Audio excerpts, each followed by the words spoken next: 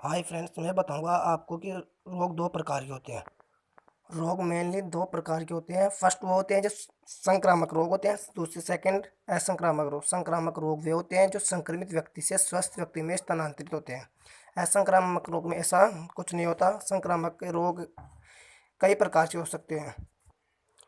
संक्रामक रोग जीवाणु द्वारा हो सकते हैं, विषाणु द्वारा हो सकते हैं, कवक कवक द्वारा हो सकते हैं और प्रोटोजोआ द्वारा भी हो सकते हैं और कृमि जनित रोग भी हो सकते हैं। सबसे पहले हम पढ़ेंगे जीवाणु जनित संक्रामक रोग। उनकी शॉर्ट ट्रिक दी हुई है। 10 रोग मेनली। टीना को डाटी लेप्ट पीटी। टी से होगा टाइफाइड, ना से होगा निमोनिया, को से होगा कोलेरा, डा से होगा डायरिया, टी से होगा टीबी और ले से होगी लेप्रोसी और पी से होगी प्लेग, डैश से होगी डिप्थीरिया, पी से होगी प्रोट्यूसिस और टी से होगी जीवाणु जनित रोग। इसमें फर्स्ट है टाइफाइड। टाइफाइड होता है वो सालमोनेला टाइफी द्वारा होता है। इसके लक्षण 1 से 3 दिन के अंदर प्रकट हो जाते हैं। इसके संचरण का तरीका है। संचरण का तरीका है संदूषित जल व भोजन। चोट या हाथ में इसका इन्फेक्शन होता है और ये इसके लक्षण है। ये इसके लक्षण है और ये इसके निदान व उपचार है। सेकंड रोग है निमोनिया। ये भी स्ट्रेप्टोकोकस निमोनिया द्वारा होता है। इसके है संचरण का तरीका है। ये इसके लक्षण है। निमोनिया के ये लक्षण है। ये इसके निदान व उपचार है। तेरा रोग जिसको अपन हैजा भी बोलते हैं, ये विब्रियो कोलिरी द्वारा होता है। ये इसके संचरण का तरीका है और ये इसके लक्षण है। ये इसके वो है निदान व उपचार है। चौथा रोग है डायरिया, जिसको हम अतिसार भी बोलते हैं। ये रोग इकोलाई से जिला द्वारा होता है। 3 से 5 दिन में इसके लक्षण प्रकट हो जाते हैं। ये इसके संचरण का तरीका है। ये इसके लक्षण है।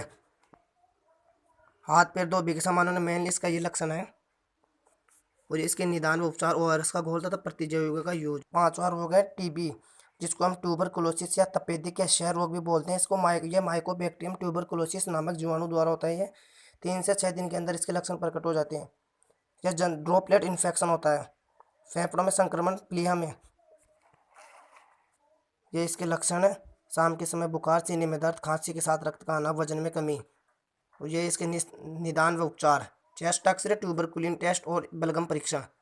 उपचार है तो बीसीजी वैक्सीन डॉट्स परीक्षण। छठवा जीवाणु जनित रोग है प्लेग, जिसको हम ब्लैक मोथ भी बोलते हैं। ये आईआरसीना पेस्टिस द्वारा जीवाणु द्वारा होता है। यह चूहे पर पाए जाने वाले बाह्य परजीवी पिस्सों के काटने से फैलता है। ये इसके लक्षण है तेज बुखार के साथ लसिका ग्रंथियों में सूजन। फेफड़ों से ब्लड भी रिसाव होता है। चूहों पर नियंत्रण तथा प्रतिजैविकों का यूज। इसके निदान उपचार है। लेप्रोसी, जिसको कुष्ठ रोग या हैंसन्स का रोग बोलते हैं, ये भी जीवाणु जनित रोग है। ये माइकोबैक्टीरियम लेप्री द्वारा होता है। इसके लक्षण 2 से 5 साल के अंदर प्रकट होते हैं। यह जल बिंदुकों द्वारा, स्पर्श द्वारा। इसमें मेनली क्या होता है, त्वचा संक्रमित होती है।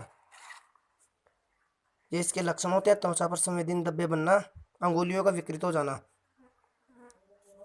लेप्रोमिन टेस्ट किया जाता है इसके लिए। अगला जीवाणु जनित रोग है डिप्थीरिया, जिसको हम गलघोंटू रोग भी बोलते हैं। ये साइनोबैक्टीरियम डिप्थेरी द्वारा होता है। 1 से 5 दिन के अंदर इसके लक्षण प्रकट होते हैं। ये इसके संचरण का तरीका है और ये इसके लक्षण है और ये इसके निदान व उपचार है। डीपीटी का टीका लगाया जाता है इसके उपचार के लिए। पर्ट्यूसिस यानी कुत्ता खांसी, यह भी एक जीवाणु जनित रोग है। ये बोर्डेटेला पर्ट्यूसिस द्वारा होता है। इसके लक्षण 10 से 5 दिन के अंदर प्रकट होते हैं और इसके संचरण का तरीका। श्वसन मार्ग में श्लेष्मा का जमाव हो जाता है मेनली।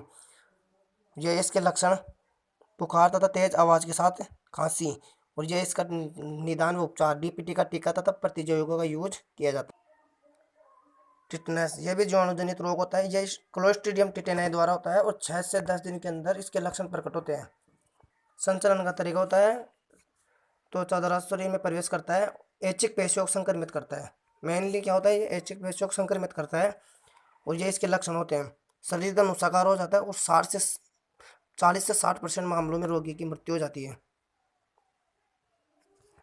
और ये होते हैं इसके निदान उपचार। इसमें भी डीपीटी का टीका जाता है, एटीएस का यूज किया जाता है। ये उनकी इनकी मतलब फुल फॉर्म बताई हुई है। पीएफटी की प्लूरल फ्लूइड टेस्ट। ओआरएस की होती है ओरल रिहाइड्रेशन सॉल्यूशन। डॉट्स की होती है डायरेक्ट ऑब्जर्व ट्रीटमेंट स्ट्रेटेजी। और अंतर्राष्ट्रीय टीबी दिवस होता है वो 24 मार्च को मनाया जाता है। ये एमडीटी की फुल फॉर्म है, डीपीटी की और एटीएस की और बीपीएल की।